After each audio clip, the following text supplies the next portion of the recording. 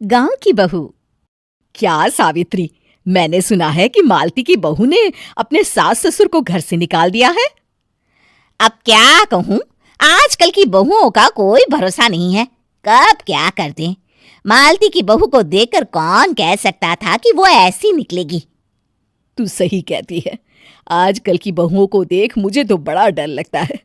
कहीं मेरी बहू भी ऐसी निकल गई तो। नहीं, मैं तो गांव की सीधी साधी लड़की से अपने बेटे की शादी करवाऊंगी। इस तरह एक दिन गायत्री अपने बेटे की शादी गांव में रहने वाली मीना नाम की लड़की से करवा देती है। ये लीजिए माँ जी, आपके लिए गर्मा गर्म नाश्ता और चाय।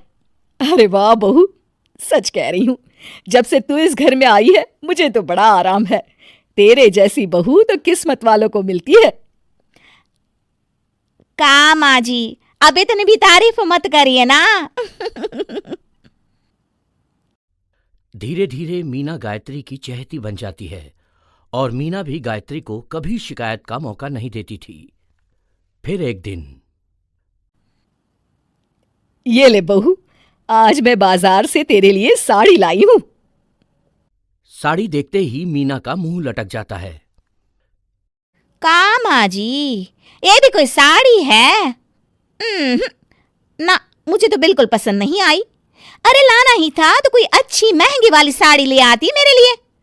आप तो ये सस्ती साड़ी उठा लाई। मुझे नहीं ना चाहिए आपकी ये साड़ी, आप ही पहनिए इसे। अरे ये क्या बहू, तू तो आजकल कुछ ज्यादा ही नखरे दिखा रही है। मैं इतने प्यार से तेरे लिए साड़ी लेकर आई हूँ और तू है कि उल्टा मुझे ही दो बातें सुना रही है। अरे माँ जी, आप अपने लिए तो बड़ी डिजाइनदार और महंगी महंगी साड़ियां खरीदती हैं और मेरे लिए ये सस्ती साड़ी ले आई। आप समझती हैं कि मैं गांव से आई हूं इसलिए मुझे कुछ नहीं पता। हाँ, अरे कुछ नहीं, तुझे शहर की हवा लग गई है बहू। इस तरह दोनों सास बहू में रोज किसी न किसी बात पर लड़ाइयां शुरू हो जाती थीं। एक दिन गायत्री अपनी कुछ सहेलियों को अपने घर चाय पर बुलाती है। अरे बहू, मेरी सहेलियों के लिए बढ़िया चाय नाश्ता तो बना दे। अरे माँ जी, अभी ना मेरे पास बिल्कुल भी समय नहीं है, मुझे ब्यूटी पार्लर जाना है। चाय नाश्ता आप ही बना लीजिए। हाँ, तू कब से ब्यूटी पार्लर जाने लगी है? शहर आए 2 दिन नहीं हुए और देखो महारानी के नखरे शुरू हो गए। बस भी करिए माँ जी, आपसे बहस करने के लिए मेरे पास ना बिल्कुल टाइम नहीं है।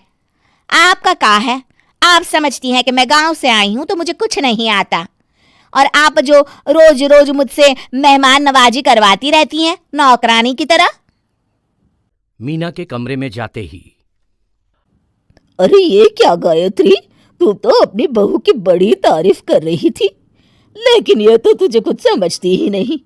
भाई मुझे तो लग रहा था कि तेरी बहू गांव की है तो सीधी सादी होगी, लेकिन इसने तो शहरी बहुओं को भी मात कर दिया। हाँ। अपनी सहेलियों के सामने अपनी बेइज्जती होते देख गायत्री आग बबूला हो जाती है। अरे क्या शहर और क्या गांव, मेरी तो किस्मत ही फूटी थी जो मैं इसे बहू बना के ले आई। भगवान जाने आगे और क्या क्या करेगी। अब तो मुझे कुछ ठीक नहीं लगता। तू जरा संभल के रहना, कहीं मालती की तरह तेरा भी हाल बेहाल ना हो जाए। अच्छा, अब हम चलते हैं। अपनी सहेली की बातें सुनकर गायत्री थोड़ी घबरा जाती है। अरे ये सुशीला क्या बोलकर चली गई, कहीं इसकी बात सच ना निकल जाए। दूसरी तरफ मीना सारी बातें सुन लेती है। अगले दिन से गायत्री अपनी बहू से कोई काम करवाने से पहले 10 बार सोचती थी। ज्यादातर काम वो खुद ही कर लेती थी। अचानक अपनी सास में आए इस बदलाव को देख मीना, लाइए ना माँ जी, मैं कर देती हूँ ना काम। एक बात पूछूं माँ जी, आजकल ना आप बड़ी चुप चुप सी रहती हैं और अब मुझसे झगड़ना तो दूर, मुझसे खुल के बात तक नहीं करती आप। कुछ नहीं बहू, ऐसे ही। मीना अपनी सास की मंशा भांप जाती है और मुस्कुराते हुए कहती है, अरे माँ जी, चिंता मत करिए, मैं आपको घर से नहीं ना निकालने वाली। ये डर आप अपने मन से निकाल दीजिए। अरे छोटे मोटे झगड़े तो हर घर में होते रहते हैं। चाहे कुछ भी हो जाए, आप मेरी सासू माँ हो। मैं तो जिंदगी भर आपकी सेवा करूंगी माँ जी। अपनी बहू की बातें सुन गायत्री को एक प्रकार का संतोष होता है और उसकी सारी चिंताएं दूर हो जाती है। गायत्री अपनी बहू को गले लगा लेती है। मुझे माफ कर दे बहू, मैं तुझे गलत समझ बैठी थी।